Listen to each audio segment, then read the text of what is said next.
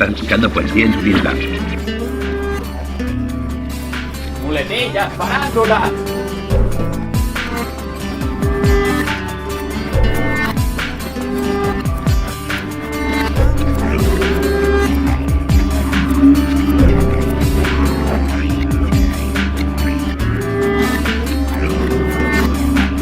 Es contra este tipo de paradigmas, contra, digamos, los que nos colocamos, no específicamente haciéndolo en contra, sino, ya te digo, haciéndolo a favor. Niego lo que dije, luego no lo dije, donde dije luego digo Diego. Primera intervención de la Rosa. Lo único es lo nuevo.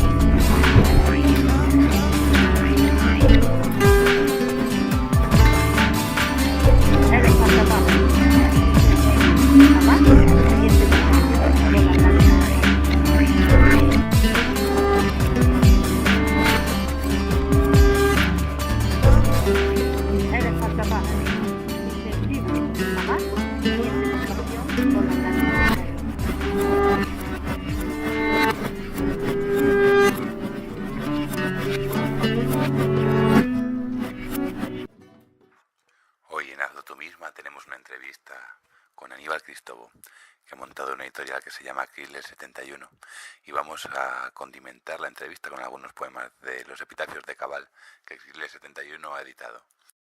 Hemos venido a buscar poesía salvaje. Hemos buscado a un guía que conoce bien cómo se comporta el verbo en hábitats naturales. Pero la poesía salvaje tiene otra forma que pocas veces es accesible si no es en espacios mágicos o en ediciones que se encargan de congelarla y distribuirla para que no pierda propiedades.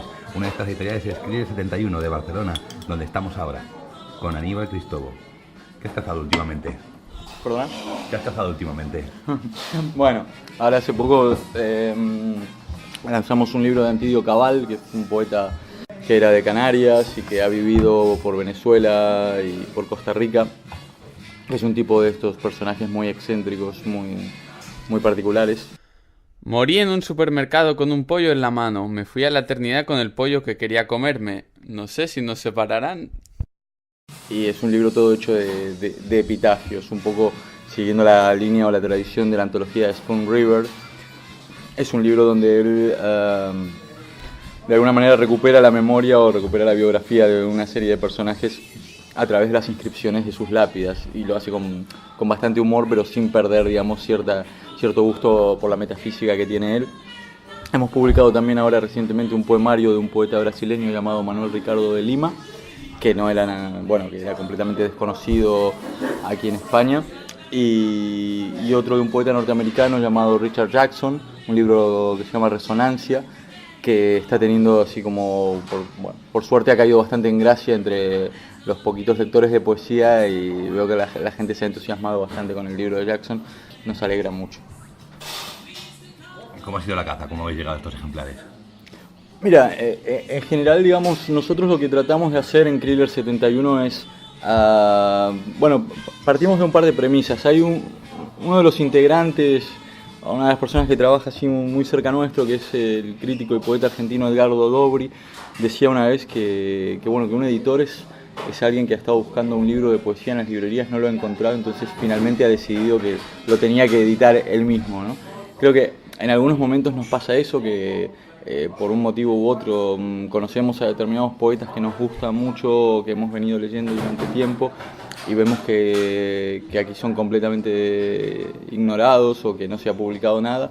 Y bueno, aprovechamos entonces nuestra experiencia, el hecho de que nosotros los conozcamos, para tratar de acercárselos a otras personas también. De alguna forma, lo que buscamos, o lo que creo que intentamos hacer nosotros en Kriller 71, tiene que ver con cierta lógica de compartir lo que a uno le gusta, digamos, que es algo mucho más viejo, en todo caso, para nosotros, que esta experiencia editorial que cumple 2 años ahora, pero que va desde que cuando lees algo, que se lo pasas a un amigo porque dices, mira qué bueno esto que he leído, que me gusta mucho, vamos movidos por ese mismo entusiasmo.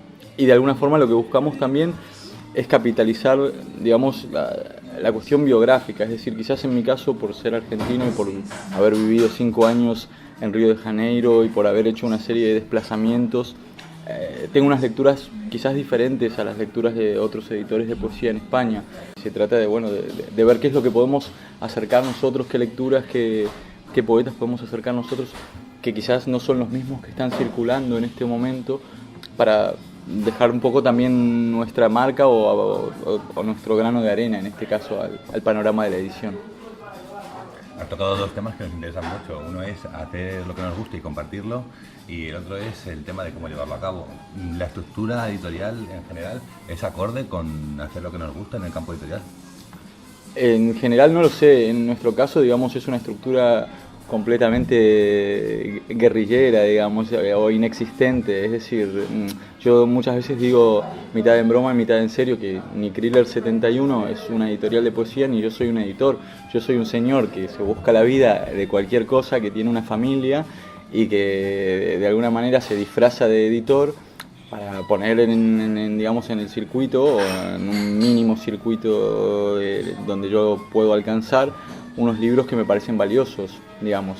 Pero básicamente, digamos, este disfrazarse y este tipo de intervención, este tipo de tratar de meterse en el medio de determinadas fuerzas para poner lo que a uno le gusta, bueno, es un gesto que recupera un poco la cuestión amateur, que a mí me parece bastante valiosa. Es decir, a mí una de las cosas que más me llamó la atención cuando llegué a España fue el hecho de que me daba la sensación de que la cultura estaba muy oficializada y que si no había becas y que no había subsidios y que no había tal, nadie movía el culo. Y bueno, me parece que tampoco se trata de eso. Es decir, en este caso lo que buscamos es recuperar un poco el espíritu de autogestión, sobre todo en estos momentos en los que ya vemos que por una parte, digamos, desde el punto de vista del Estado, las políticas culturales se van desmantelando progresivamente, de modo que cada vez habrá menos recursos de los pocos que ya hay para que se hagan cosas, y desde el lado, digamos, privado, entre comillas, las editoriales más importantes se van mega macro fusionando de tal forma que únicamente, digamos, van detrás de lo que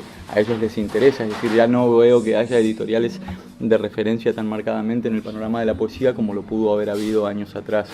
Entonces, en medio de esa especie de páramo o de vacío es donde intentamos nosotros disfrazarnos de algo para entrar también ahí en ese juego de una manera mucho más amateur, pero intentando, digamos, hacerlo también con toda la seriedad del mundo, digamos, ¿no? A pesar de esa estructura inexistente con la que contamos. Y de alguna manera también para mí es una prueba de que en realidad muchos de nosotros estamos, o prácticamente creo que todos nosotros estamos en capacidad de hacer algo, de empezar a autogestionar una pequeña parcela de la cultura, de colocarnos en relación a eso, no en calidad de usuarios, sino en calidad de agentes culturales, y hacer una crítica, digamos, desde la acción, no simplemente decir esto no me gusta o no me gustan los títulos de poesía que están apareciendo o la forma en que se gestionan las editoriales de poesía, sino en plantearse uno entonces cómo hacerlo, digamos, desde los hechos y hacerlo. Cuarta intervención de La Rosa. Soy de tal manera que solo ocurro yo. ¿Editoriales grandes conoces?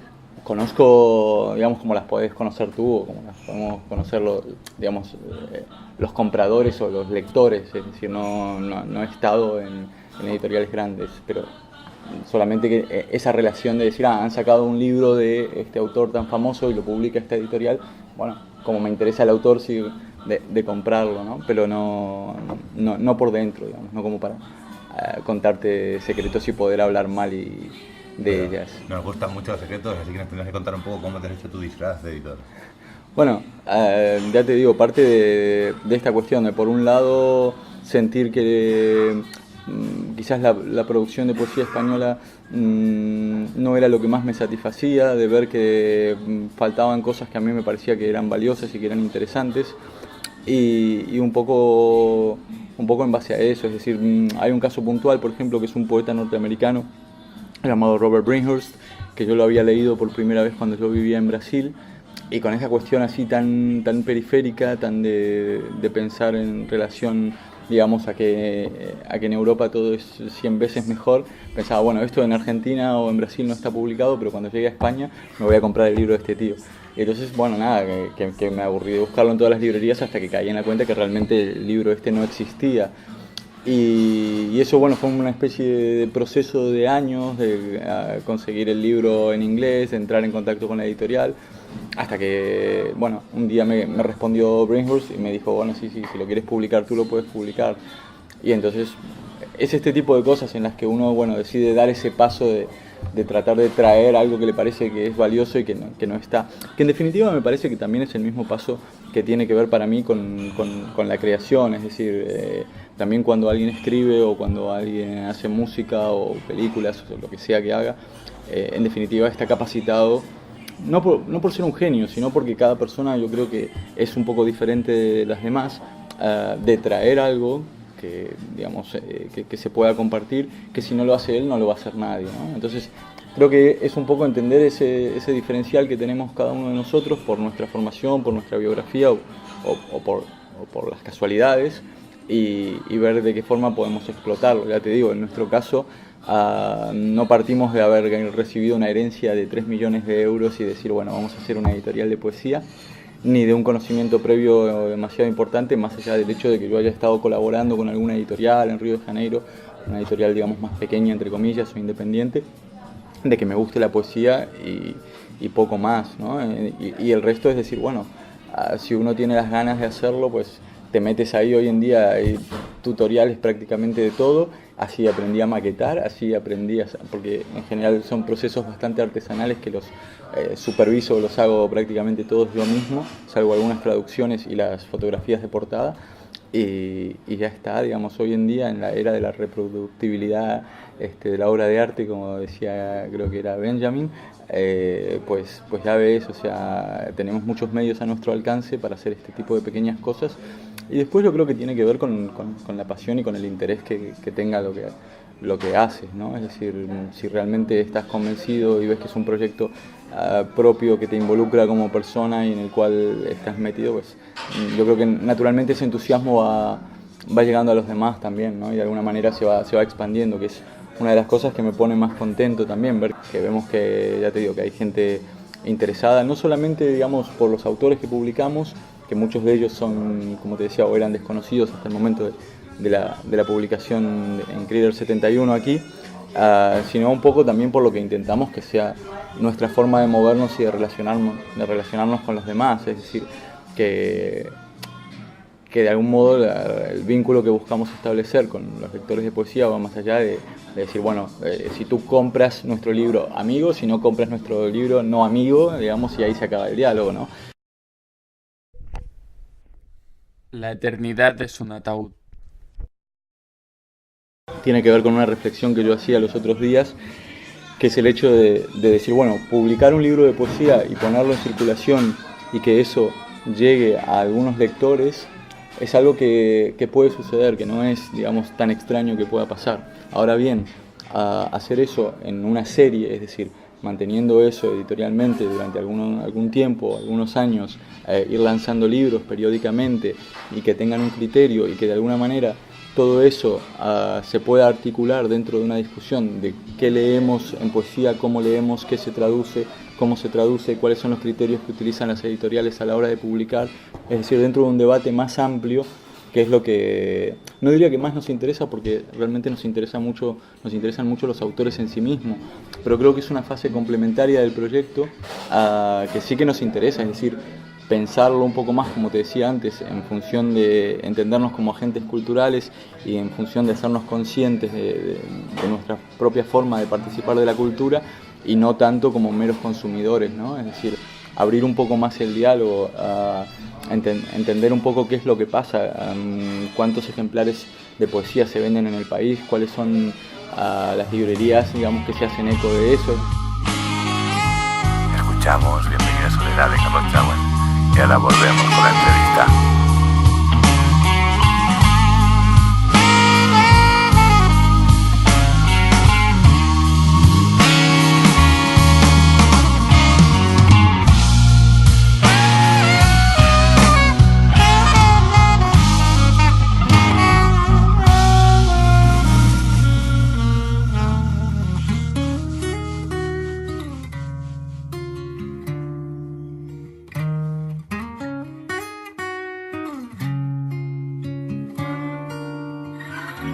Hace un momento se fue la luna. Hace un momento justo allí estaba el sol, arena blanca y luego dunas, piel de aceituna y luego amor. Bienvenida soledad.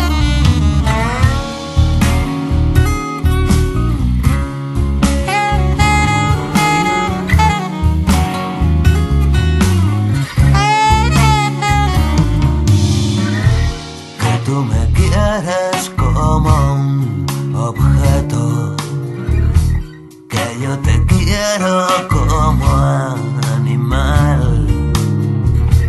Sabe tu alma que nunca estoy lejos, cuerpo que suda y luego amor. Bienvenida soledad. Baila sin miedo y verás una luz transparente, todo gira en espiral, danza dulcemente y ahora grita a los cielos tu boca y ahora tienes el sol en ti.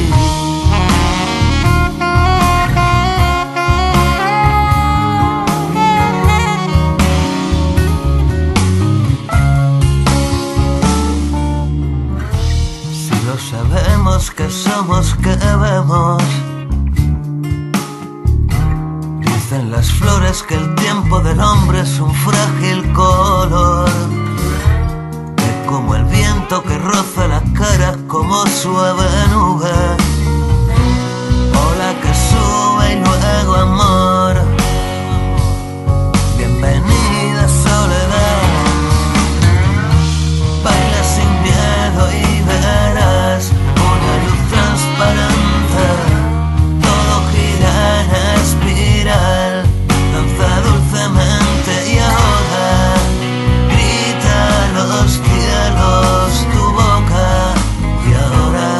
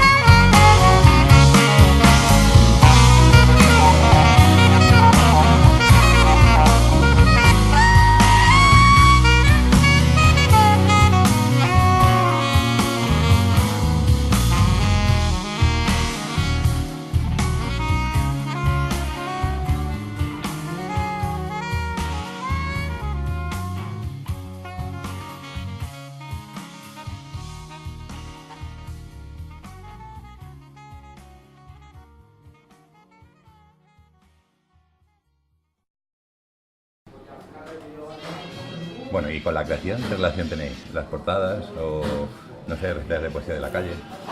Vale, nosotros, bueno, con la creación, a ver, por una parte sí, tenemos el contacto con la creación de lo que es, digamos, lo poético, es decir, en general tratamos de estar bastante atentos a lo que se hace en poesía, de gente que, digamos, conocemos hace un tiempo por su producción poética y vamos siguiéndolas para ver si en algún momento determinado se puede dar la posibilidad de publicarlos. En relación, por ejemplo, a las portadas, es algo que nos interesa, bueno, ir encontrando trabajo de fotógrafos contemporáneos, digamos, que podamos ir vinculando con los libros. Claro, esto no puede ser simplemente porque en un momento dado voluntariamente queramos hacerlo, sino que tratamos de tener como una especie de base de datos, entre comillas, de una serie de fotógrafos, vamos mirando los trabajos de ellos y en un momento si encontramos que uno de ellos para nosotros coincide con un libro que estamos por lanzar, pues nos ponemos en contacto con él o con ella. La mayoría de las portadas están hechas por fotógrafas. No estamos en condiciones de hacer unas ofertas maravillosas, pero sí que nos interesa, digamos, que las personas que trabajan con nosotros se sientan respetadas, sientan que su trabajo está valorado, digamos, que no es que simplemente son una herramienta para que nosotros hagamos lo nuestro, sino que, bueno, que les hemos escrito y hemos visto su trabajo porque nos parece que vale la pena y que es un trabajo interesante y que entendemos, digamos, las dificultades también que un fotógrafo o un poeta o quien sea puede tener y bueno, buscamos compartir esa experiencia, digamos, que la persona pueda apropiarse un poco también del proyecto en ese momento y decir, bueno, a mí me interesa o no me interesa o en estas condiciones, bueno, es decir, eso, tratar de valorar el trabajo de ella. Luego ya en lo que tiene que ver con presentaciones, tratamos de algún modo de ir insertándonos en el panorama local. Yo, a pesar de que llevo 12 años viviendo aquí, hasta que lancé la editorial no tenía demasiado contacto, y de ir viendo qué tipo de colaboraciones podemos establecer con otras personas sin que el proyecto evidentemente pierda el carácter que nosotros queremos impulsarlo, pero tampoco convertirlo en algo, digamos, endogámico o cerrado que no puede ser permeable a nuevas ideas. Evidentemente tenemos una serie de propuestas o una serie de lineamientos sobre los cuales nos interesa trabajar y otras cosas que las podemos respetar mucho para que las hagan nosotros, pero que son sitios donde nosotros no entramos. Pero sí que, por ejemplo, ahora hace poco hemos lanzado la colección Pulsar, que es una colección dedicada a la poesía joven española y que es como el primer brote o el primer rizoma que da la editorial. Hasta ahora veníamos publicando únicamente dentro de la colección de poesía, que es como más internacional, más dedicada a poetas que ya tienen un cierto reconocimiento dentro de su país. Y en este caso lo que hemos abierto es esta colección Pulsar, donde hemos publicado un libro de Lola Nieto llamado Alambres, que es un primer libro. Y es una colección que la dirige Laia López Manrique, Antonio Rodríguez y Lola Nieto. Y entonces, de alguna forma, son tres personas que ya estaban en activo aquí en Barcelona, tanto desde el punto de vista de la escritura como en traducción, y además ellos tres tienen una revista electrónica llamada Cocoro, que ya tiene un tiempo de circulación también. Y entonces, bueno, de alguna manera hubo una afinidad y entonces estamos trabajando conjuntamente con ellos, de modo que ellos se hagan cargo, digamos, de este campo de la poesía contemporánea española, que tendrá otro ritmo de publicación diferente al que tenemos en la colección principal de poesía, pero que nos interesa sobre todo también como un espacio de reflexión, de intercambio con otras personas, de diálogo, de ver, bueno, de nuevo, ¿no? ¿Qué es la poesía joven? ¿Qué se está leyendo? ¿Cómo se está produciendo? Es decir, que no sean simplemente espacios de producción o que no sea simplemente una especie de fábrica de libros, todo esto, sino que sirva como punto de encuentro y de reflexión para cuestionarnos más cosas. Desde el punto de partida de la construcción de la poesía desde las palabras, desde la escritura, ¿cuál crees que es la situación? Hay una definición de poesía de uno de los autores que hemos publicado que se llama Paulo Leminski, que era un poeta brasileño que falleció en el 89 con 45 años y bueno, era un tipo muy interesante porque por un lado tenía toda una herencia de una poesía más ligada a lo que en Brasil se llamó el concretismo, que es la materialidad de la palabra, la poesía concreta, y luego por otra parte también tuvo un vínculo muy importante con toda la poesía marginal, de Río de Janeiro. Entonces fue un tipo que estuvo así haciendo una especie de nexo entre esas dos aguas. Y el tipo da una definición que me parece muy interesante para poesía. Dice que la poesía es un inutensilio, ¿no? Porque dice que es aquello que en realidad no sirve para nada. Y al mismo tiempo es aquello que no necesita ninguna explicación o no necesita ninguna justificación, porque es el tipo, digamos, la poesía forma parte de esas cosas que son, digamos, la propia razón de ser de la vida. Creo que tiene algo que ver con eso, tiene que ver con una cierta gratuidad, tiene que ver con estar haciendo una actividad que no tiene una recompensa inmediata o que no tiene un sentido, digamos, económico. Evidentemente la mayor parte de la gente que escribe poesía no vive de eso, digamos el 99% de la gente que escribe poesía no vive de eso. He vuelto a mi país natal, pero no a mi país innato. He salido de la vida, que es un montón de circunstancias ajustadas, a un montón de circunstancias desajustadas. Ya no soy exterior, ya no soy interior, ya no soy esto, sino algo muy distinto, pero igual.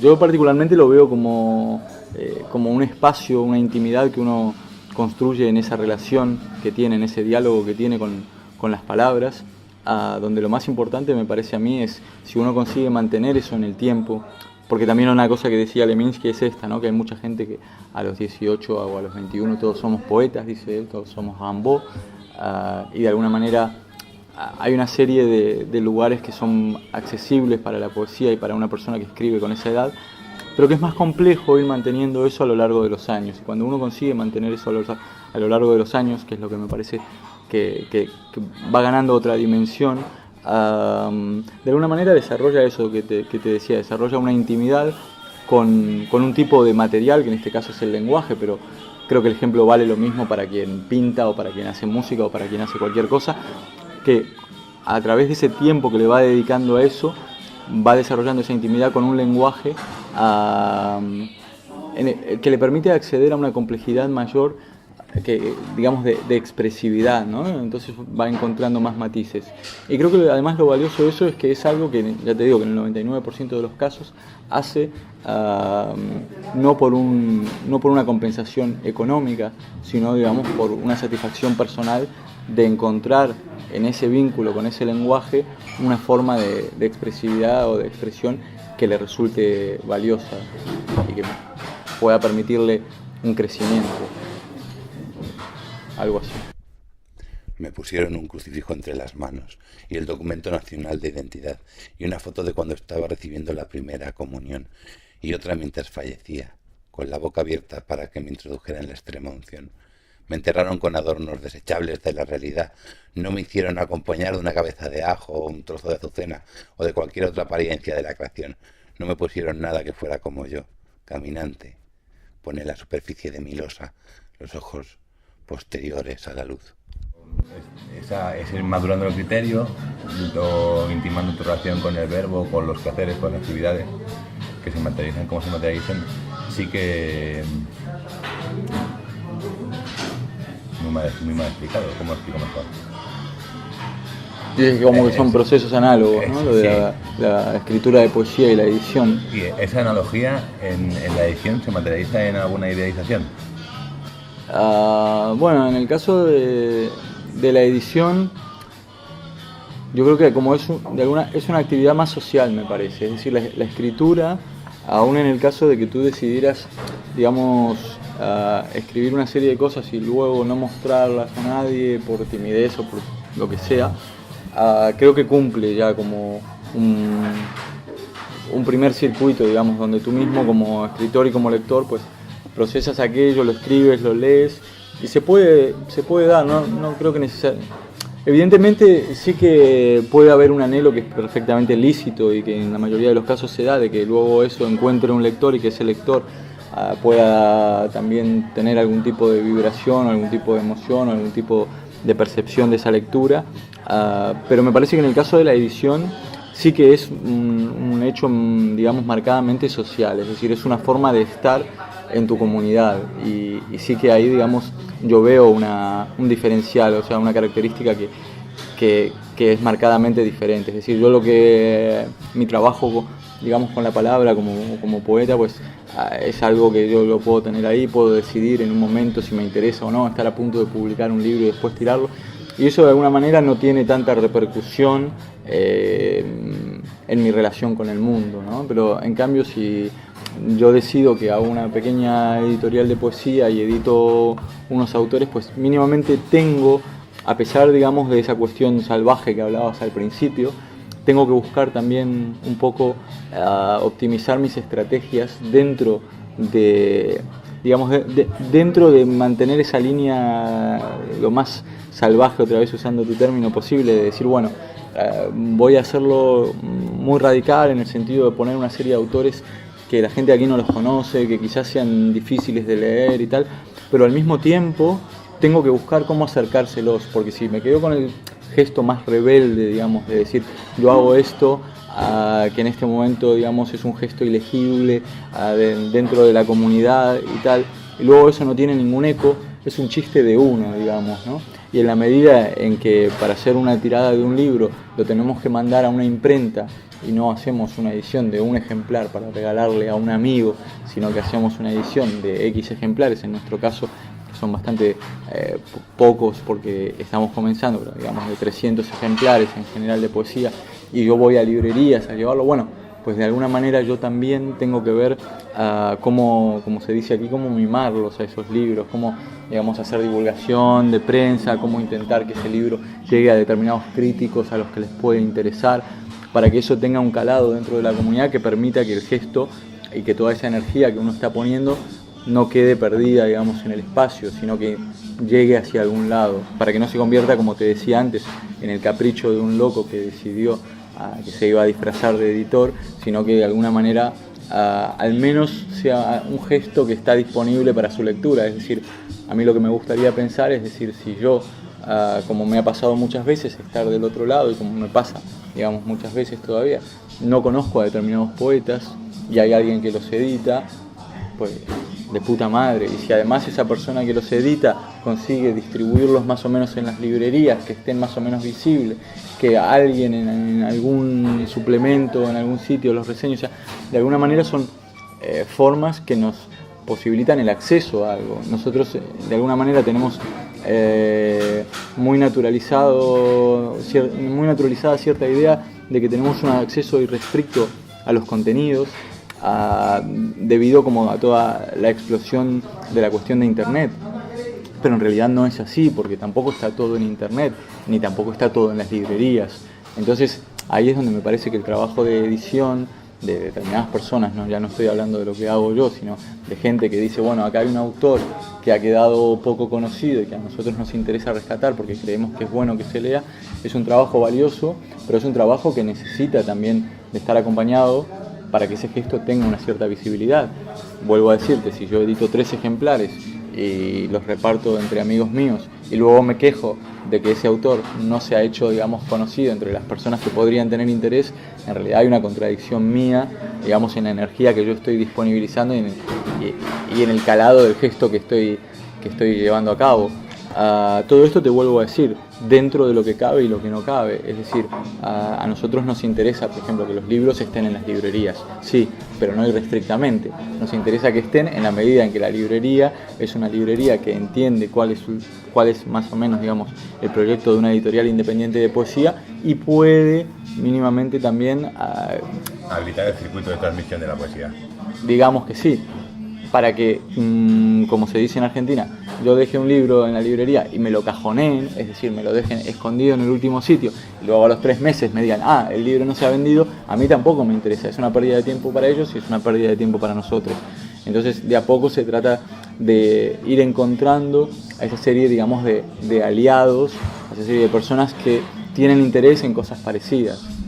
Es decir, sea librerías, sea revistas, sea personas que tienen un blog, sea programas de radio, es decir, gente que entiende que la cultura no es una construcción jerárquica que viene de un Estado hacia los individuos, sino que es una construcción comunitaria y que todos tenemos una parte de responsabilidad para que eso fluya.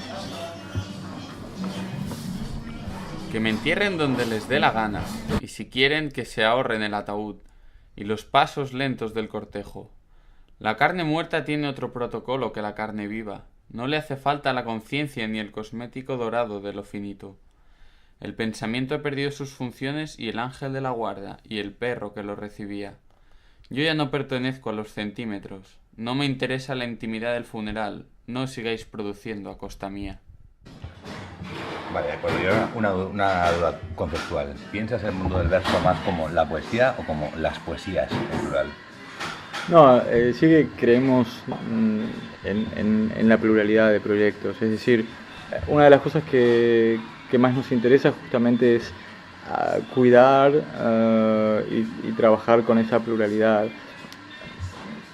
Últimamente tengo un poco la sensación de que aquí en España hay una cierta, una cierta priorización tanto de la poesía española como de la poesía anglosajona, y que lo que no es poesía ni española ni anglosajona entraría un poco como una suerte de cajón desastre de otras literaturas. Bueno, esto es algo que me parece bastante aberrante, que entiendo que pueda responder a una serie de intereses más económicos, editoriales, pero creo que sería muy grave si eso, digamos, nos traspasa a nosotros y esa idea nos queda dentro de nosotros mismos como lectores, porque de alguna forma nos estamos convirtiendo en cómplices de una ecuación bastante abyecta. En ese sentido, yo creo que todas las literaturas son literaturas, digamos, no es que hay unas y luego están las otras. O sea, no creo que haya un centro al cual ninguna producción poética, digamos, se dirige como desde una situación periférica. Primera intervención de La Rosa. Lo único no muere. Un tipo de producción que me parece que está bastante ninguneada en la península, salvo algunos casos muy puntuales. Hay, por ejemplo, esto me parece también de recibo destacarlo, porque hay, por ejemplo, un editor en Cáceres que se llama José María Cumbreño, que tiene un sello que se llama Ediciones Liliputienses, y él lleva unos 3-4 años y lleva publicado alrededor de 50 títulos de poesía hispanoamericana. Y esto es algo que, por ejemplo, muy poca gente lo sabe, y lleva publicados 40 o 50 títulos de lo más interesante que se está produciendo en la poesía hispanoamericana contemporánea, cosas que en sus países y dentro de la circulación que puede haber en Hispanoamérica son cosas bastante conocidas y bastante reconocidas, en el sentido de cosas que han sido saludadas muy efusivamente por lectores y por críticos de poesía, y que aquí da la sensación de que ninguna editorial con más recursos, más prestigiosa o mejor establecida, tenga el menor interés en hacerse cargo de eso. Pero luego, digamos, la cuestión de priorizar a la poesía anglosajona por sobre cualquier otra producción y entender lo otro como otras literaturas, me pareció una aberración. Hace poco además me pasó esto de que me invitaran puntualmente a hacer un taller de traducción de poesía para un evento. Entonces yo les hice una planificación donde incluía unos módulos de traducciones. Eran 4 casos específicos que habían pasado en la editorial de traducciones de Robert Bringhurst, de Mary Jo Bank, en poesía anglosajona, y también les incluía a 2 poetas brasileños, a Manuel Ricardo de Lima y a Paulo Leminski. Me dijeron que mejor que fuera únicamente de poesía anglosajona, porque la parte de traducir del portugués podía ser muy complicada. Yo entiendo que el portugués es un idioma mucho más cercano al castellano que el inglés, por ejemplo, ¿no? Entonces surgen ese tipo de problemas que en realidad ya no tienen nada que ver con ningún lenguaje, ni que tienen que ver con ningún tipo de poesía, sino que tienen que ver con una especie de configuración mental en la cual nos empieza a quedar mucho más cerca lo propio y lo anglosajón, digamos, y a todo el resto lo vemos como unas cosas que están allí muy alejadas. Es contra este tipo de paradigmas, contra, digamos, los que nos colocamos, no específicamente haciéndolo en contra, sino, ya te digo, haciéndolo a favor de producciones que nosotros conocemos y que nos parece, digamos, que no merecen ser consideradas como algo periférico en relación a ningún centro, porque creo que, digamos, funcionan con el mismo nivel de efectividad como, digamos, textos poéticos que cualquier otro. En ese sentido te vuelvo a decir, no creo en una poesía, sino que creo en muchas poéticas, y de hecho el catálogo de Kriller 71, esto me lo comentaban algunos amigos, dice, es que no termino de ver exactamente cuál es la línea poética. Creo que esto que estás presentando, a la única persona a la que le pueden gustar todos estos libros juntos es a ti. Bueno, entendámoslo como una cierta curaduría poética, es decir, no busco consolidar un grupo estético y decir que ellos son los mejores, sino, digamos, ir haciendo un muestreo de diferentes poéticas que conozco o que me pueden resultar interesantes para ofrecer más variedad, digamos, no para suponer que al final esto lo convertiremos en una especie de campeonato en el cual llegaremos a la conclusión de que la que gana es esta, no, que conviva todo esto. A mí lo que más me interesa, digamos, como lector también y como persona interesada en poesía y como escritor, es poder contar con toda esta variedad de recursos. Aún el poeta que más me puede fascinar, si solamente existiera ese poeta o esa poeta y yo tuviera 80 y 90 o 100 libros del mismo y no tuviera acceso a nada más, o sea, sería una situación bastante desesperadora para mí. Entonces creo que la gracia está en eso, en esa posibilidad de diversidad y en esa posibilidad de que estén a nuestro alcance poetas que dicen de formas diferentes. Hasta aquí este fragmento de la entrevista con Aníbal Cristóbal de Aquiles 71. Se han quedado temas interesantes en la grabadora y la continuaremos en otro programa. Pero ahora tenemos que dar paso a la ñam virtual, para lo que nos va a echar un cable de bambú, el escalador como Rapsoda, del poema de Luis Carmona, en la punta de la lengua. La llama empieza con una Patricia Moya que recita Dorothy y Totó no quieren ir a Oz. Dorothy y Totó no quieren ir a Oz. El león, el espantapájaros y el hombre de hojalata. 3 amantes distintos para la delicada Dorothy. 3 seres estúpidos que convierten a la muchacha en una prostituta de sentimientos heridos. El león, cobarde que jamás se compromete porque tiene pavor a entregar cariño exclusivo. El espantapájaro, insensible que jamás siente compasión por las lágrimas ajenas. Y el hombre de hojalata, criatura de carácter brusco que solo comprende la dureza de su entrepierna. Y luego está la bruja, que es espécimen único.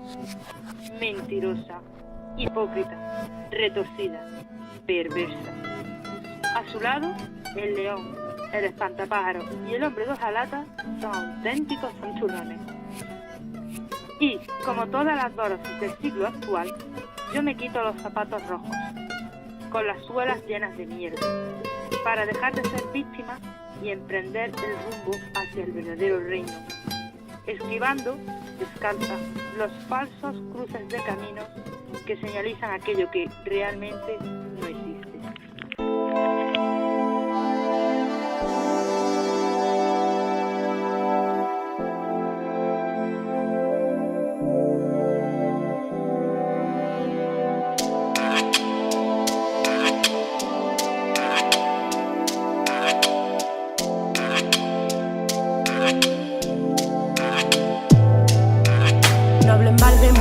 A cada juego su truco, a cada esfera su trato. Claro, todo en su sitio, aquí vestimos barato, pero comemos rico. No existieron los dioses más que nosotros mismos, por eso mismo hicimos lo que estaba vetado. Más vivos que nunca y a pique de habernos matado. Como Cristo, reventando el mercado. Lo sagrado es sagrado, aquí en Sudán o en Egipto. No te lo doy mascado porque los míos palitos. Vela chao, que estoy liberando esclavos como Lincoln.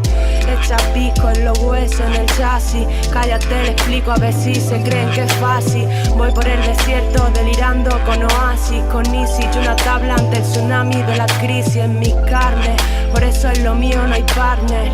No es tanto en busca del partner pa' que me calme. Por eso mismo hicimos lo que estaba vetado. Más vivos que nunca y a pique de habernos matado. Y a pique de habernos matado. Lo sagrado es sagrado. Por eso mismo hicimos lo que estaba vetado. Más vivos que nunca y a pique de habernos matado. Y a pique de habernos matado. Reventando el mercado.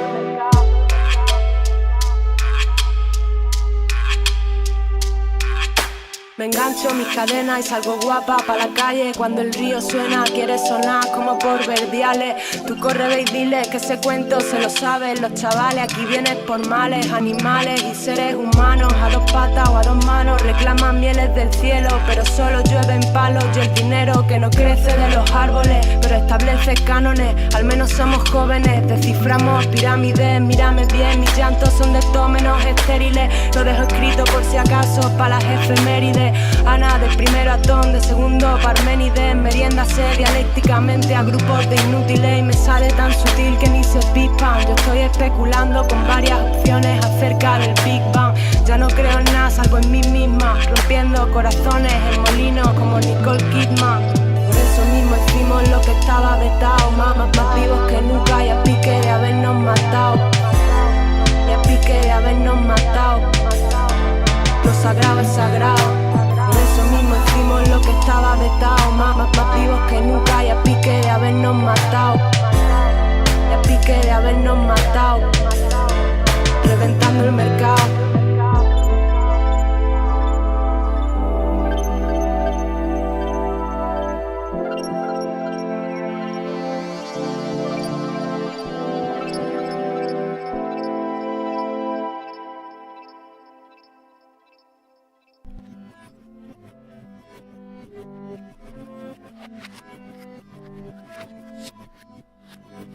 Escuchábamos a Gata Katana, esta vez sobre una base, con efemérides, y ahora escucharemos a Hamburgo estando en la punta de la lengua, de Luis Carmona.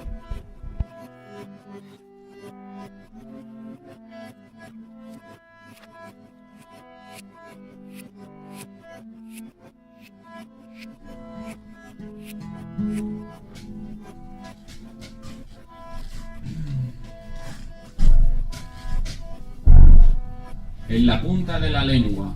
Las palabras son collares rutilantes que con sus destellos colorean el aura. Invocan ideas, tejen afinidades, se riman, se colocan y se desbocan. Las palabras se visitan, se avecinan a la boca, y en la punta de la lengua saltan o se retractan y se esconden en los rincones del cerebro. Los dientes son su cancerbero y muchas veces la sonrisa contiene el pensamiento. Las palabras resbalan por la lengua para que se expanda el lenguaje, un ser andrógino de infinitos carruajes y soportes materiales. La personalidad del idioma, el yo de las personas, la singularidad de las neuronas hacen conciertos de significados, sofisticados y vulgares, energía raudales que crea todos los momentos. Un poeta es una célula del lenguaje, con conciencia de sí misma, como tuerca del engranaje, que gira sobre el abismo y se suelta y vuelve a su sitio. Es un vaso comunicante. ¡Oh, mi lengua! Depauperada por los siglos de trabajo embrutecido en las fraguas del materialismo. Mellada espada del Quijote, tornasol a tus fulgores, a la luz de los soles universales, que la rumbre ignorante se desmorone, página a página, con el genio incorruptible de los pensadores. Que el latido indomable de los amantes de lo cierto sea un concierto de tambores descomunales.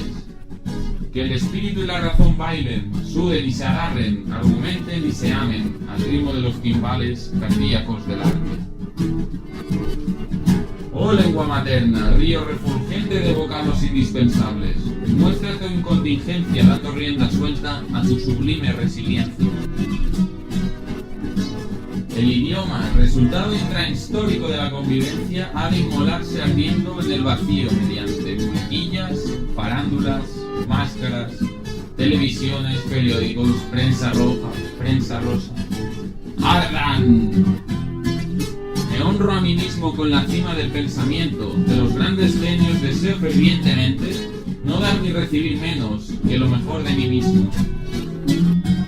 Prefiero el revoloteo de las moscas al de las palabrotas, el estiércol a los vocablos vulgares, pues al menos se hacen plantas y suelo, aunque quizá el hombre doméstico no se trascienda sin hartarse. Martes 29 de julio, humano cristal amarillo. Luigi Carmona, Ah, aquí en vez de decir prensa rosa he dicho prensa roja. Ven. Pues lo voy a intentar.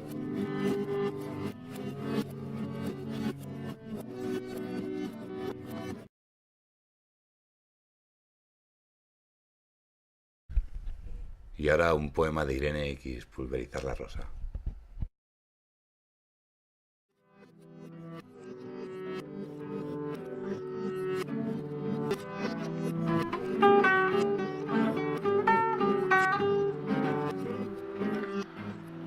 Hoy he soñado que te morías y me llamaba yo para contármelo. Mi voz sonaba terriblemente preciosa. Esto debe ser la definición definitiva. Como aquella canción que se llamaba como mi película favorita hace 15 años. Esa en la que una niña podía mover libros con solo cerrar los ojos y escribir abejorro con estos bien abiertos. Una tormenta de verano es una lágrima ajena en ojo propio.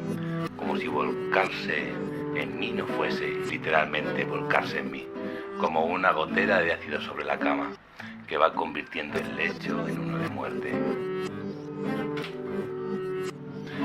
He bailado de tal manera que en el último péndulo podría haberte apuñalado con las caderas. Me estoy largando en los huesos para que vuelvas a quedarte colgada de quien te dio de comer mientras pasaba hambre. Para que nunca olvides que antes de mí fuiste yo. Que en tu pasado siempre puedas perdonarme. Taparle los ojos como a una niña caprichosa al futuro. Lo siento y sé que tú también lo sientes, pero ya no sentimos lo mismo. Estoy cansada de adaptarme al medio. Ahora quiero que todo el cítrico se adapte a mí. Mi media Clementine. Nos van a diagnosticar felicidad como si no la hubiéramos padecido antes. Te juro que tus recuerdos no pueden más conmigo. He rezado una oración donde eres el sujeto elíptico de la tristeza. No te rías, esta canción va a volverme loca. Esta canción va a volarme la cabeza y lo voy a poner todo perdido. De fotos tuyas sonriendo.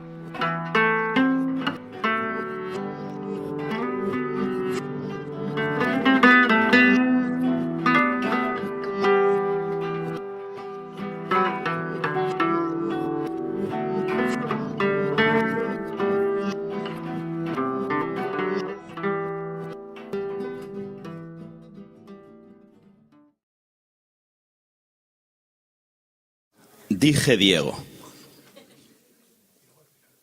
Diego dije donde dije digo, Diego dije donde dije digo, Diego dije donde dije digo, digo lo que dije donde dije Diego, Diego, digo lo que dije donde dije Diego, Diego, donde dijo Diego, donde dijo Diego, donde dijo Diego, donde dijo Diego, donde dijo el hijo, donde dijo el hijo, donde dijo el hijo, don Diego hijo, don Diego digo, dijo al hijo, donde dejó el higo, donde dejó el higo, donde dije Diego, donde digo, donde dije Diego, donde digo, donde dije Diego, donde digo, donde digo higo, no dije digo, dije Diego, dije Diego. Donde dije Diego, dije ciego. Donde digo ciego, digo luego. Donde luego digo muero. Muero luego, luego muero, luego muero, muero luego, muero luego, luego muero, luego muero, luego muero. Dije Diego. Donde dije digo, donde dije digo, donde dije digo, donde Diego dije. Donde dije digo, donde dije digo, donde dije digo, donde Diego dije. Donde dije niego la negociación, donde dije niego la negociación, donde dije niego la negociación. Digo agua donde dije fuego, digo ahora donde dije luego, digo cueva donde dije suelo. Digo agua donde dije fuego, digo ahora donde dije luego, digo cueva donde dije suelo. Niego lo que dije, luego no lo dije, donde dije luego digo Diego. Digo lo que niego, luego no lo digo, donde dije digo, niego dije. Niego lo que niego, luego no lo niego, donde niego dije, digo luego. Niego lo que dije, luego no lo dije, donde dije luego digo Diego. Digo lo que niego, luego no lo digo, luego no lo digo, donde dije digo, niego dije. Niego lo que niego, luego no lo niego, luego no lo niego, donde niego dije, digo luego. Ni digo, ni dije, ni Diego, donde dije digo, donde dije digo, donde dije digo, donde Diego dije, ni digo, ni dije, ni Diego. Muchas gracias.